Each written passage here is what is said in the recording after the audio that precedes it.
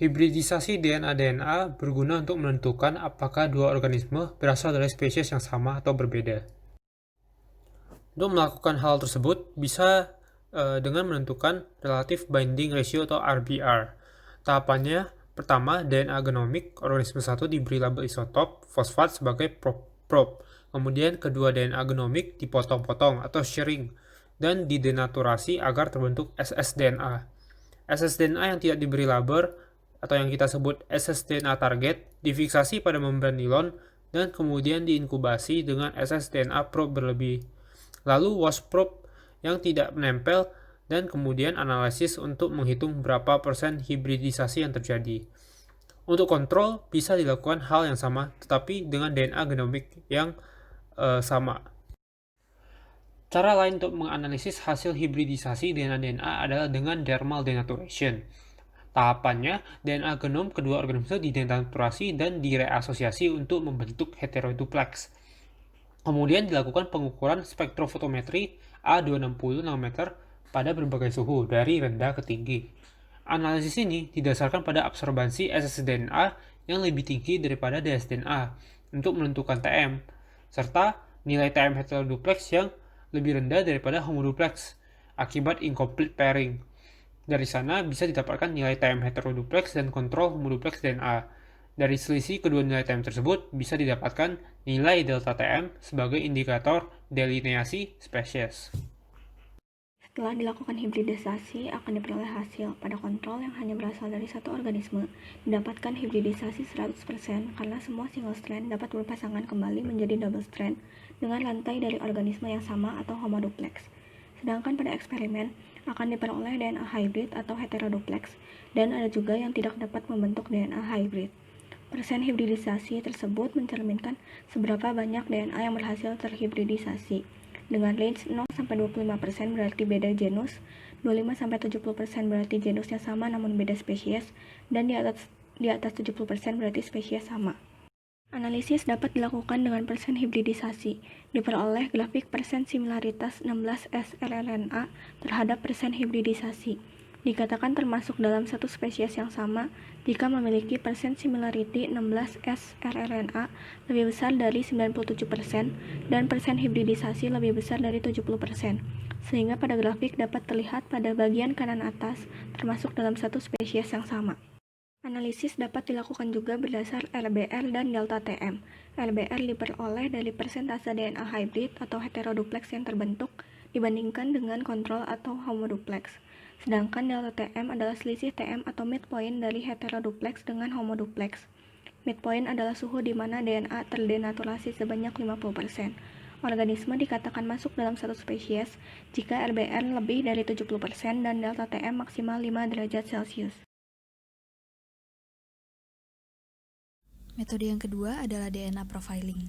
Metode ini merupakan pendekatan yang digunakan untuk mengevaluasi polimorfisme antar organisme melalui suatu fragmen DNA yang berasal dari organisme spesifik tersebut. DNA profiling ini membandingkan dua sampel fragmen DNA dan mengkalkulasikan probabilitas pattern genotip tersebut ada pada kedua organisme. Biasanya, karakterisasi dilakukan terhadap sequence SSUR-RNA dengan metode ribotyping untuk pengklasifikasian, namun tak menutup kemungkinan sequence dan metode lainnya juga digunakan. Ribotype dari setiap organisme bersifat unik, sehingga identifikasi dan karakterisasi dapat dilakukan secara spesifik hingga tingkat strain. Metode DNA profiling lainnya yang dapat digunakan adalah RT-PCR dan FLP. Mekanisme DNA profiling secara umum meliputi tahap yang pertama ekstraksi di mana dihasilkan DNA dari sampel dan dipurifikasi. Selanjutnya DNA tersebut diamplifikasi. Hasil perbanyakan sampel DNA kemudian direstriksi oleh enzim restriksi endonuklease dan menjadi fragmen-fragmen kecil DNA. Selanjutnya, fragmen DNA tersebut dielektroforesis dan akan dihasilkan binding pattern atau pola pita DNA, di mana antar individu memiliki pola pita DNA yang unik, sehingga binding pattern ini disebut juga sebagai DNA profile atau genetic fingerprint. Kemudian, pola pita DNA tersebut pada gel elektroforesis divisualisasi menggunakan dye atau probe yang dapat berupa radioaktif atau fluorescence. Selanjutnya, interpretasi hasil elektroforesis di mana hasil pita DNA pada masing-masing sampel dibandingkan. Jika DNA profil dari dua sampel yang berbeda memiliki kesamaan, maka dapat diasumsikan bahwa kedua sampel berasal dari organisme yang sama. Contohnya yaitu pada gambar A dan E, di mana kedua gambar tersebut memiliki pola pita DNA yang sama. Seperti yang telah dijelaskan sebelumnya, ada beberapa metode untuk melakukan DNA profiling. Salah tiganya adalah ribotyping, RT-PCR, dan AFLP. Ketiga ini pada umumnya mengikuti mekanisme umum yang telah dijelaskan, namun ada beberapa perbedaan. Seperti yang pertama, ribotyping. Setelah dilakukan ekstraksi DNA dan restriksi fragmen DNA dengan enzim restriksi endonuklease, fragmen yang terrestriksi langsung diseparasi dengan elektroforesis gel agar-rosa. Setelah itu, fragmen ditransfer ke membran nilon dengan metode Southern blot.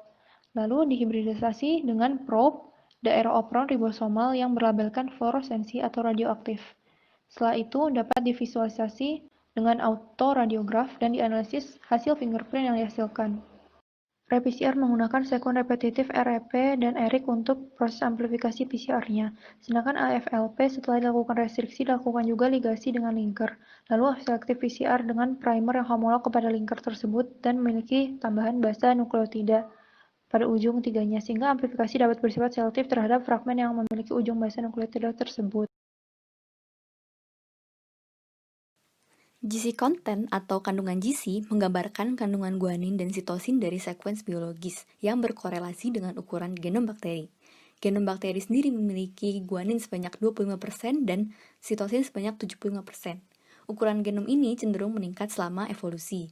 GC content pada genom sering digunakan dalam deskripsi taksonomi spesies dan genera. Jika GC content berbeda atau presentasinya kecil, dapat dikatakan bahwa organisme tersebut tidak berkerabat dekat.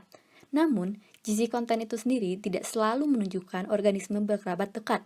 Misalnya, Mycoplasma dan Bacillus memiliki GC content yang serupa, tetapi merupakan organisme yang sangat berbeda.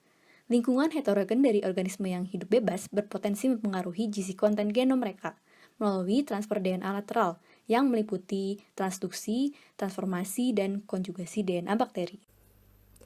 Metode untuk menentukan GC content yang pertama yaitu thermal denaturation temperature.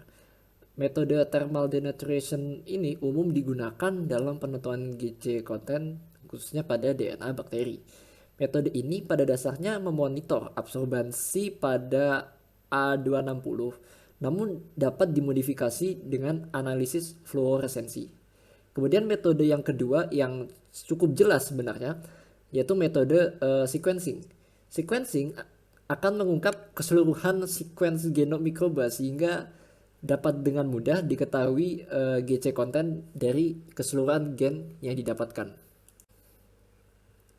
Pembahasan metode yang pertama yaitu thermal denaturation temperature menggunakan alat yang disebut sebagai light cycler. Tahap pertama dari metode ini adalah pelisisan sel agar DNA mikroba yang akan diteliti terekspos. Kemudian dilakukan metode isolasi DNA.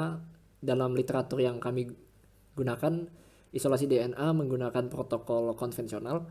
Kemudian DNA yang telah terisolasi dibuat sebagai mixture dengan ditambahkan pewarna fluoresen cyber green. Kemudian mixture ini dimasukkan ke dalam sebuah tabung kapiler yang dipanaskan dengan light cycler yang telah terintegrasi dengan sebuah siklus thermal cycler. Yang mana thermal cycler ini akan meningkatkan suhunya 0,1 derajat Celcius per detik hingga 98 derajat Celcius.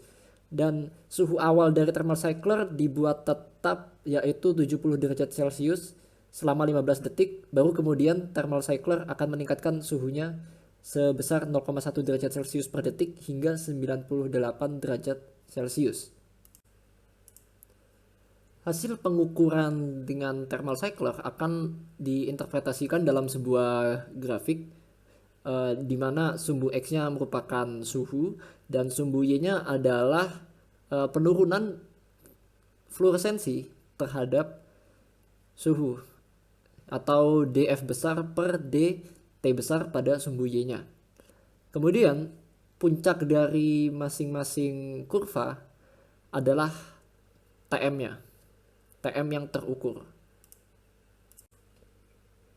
Nilai TM yang terukur kemudian digunakan untuk menentukan GC konten dengan rumus mol persen GC dari organisme yang belum diketahui sama dengan mol persen GC organisme referensi ditambah 1,99 dalam kurung TM dari organisme yang belum diketahui dikurangi TM dari organisme referensi. Dari nilai TM yang terukur digabungkan dengan GC konten yang telah dihitung menggunakan rumus, maka dapat diplotting dalam sebuah grafik yang terlihat pada slide antara TM pada sumbu X dan GC konten pada sumbu Y. Titik-titiknya dapat diaplikasikan pada grafik tersebut, dan pada tiap titik akan merepresentasikan spesies bakteri yang berbeda. Secara umum dapat terlihat bahwa semakin tinggi TM, maka semakin tinggi pula GC kontennya. Karena GC konten pada tiap spesies menempati titik yang berbeda, seperti pada grafik, maka GC konten yang terukur dapat digunakan untuk menentukan spesies apa yang berhasil terdeteksi. Kemudian metode yang kedua yaitu metode sequencing, dan metode ini sangat jelas dapat merepresentasikan GC konten pada suatu mikroba dengan lebih akurat. Tahap pertama untuk sequencing yaitu melakukan sequencing itu sendiri sehingga didapatkan keseluruhan sequence genomnya. Dan setelah didapatkan keseluruhan sequence genomnya, dapat kita hitung komposisi GC kontennya dengan rumus jumlah G ditambah jumlah C dalam genom yang telah tersequencing dibagi dengan keseluruhan basa nitrogen yang ada, yaitu jumlah A, jumlah T, jumlah G, dan jumlah C dikali 100%. Maka kita akan mendapatkan persentase GC dalam genom mikroba tersebut.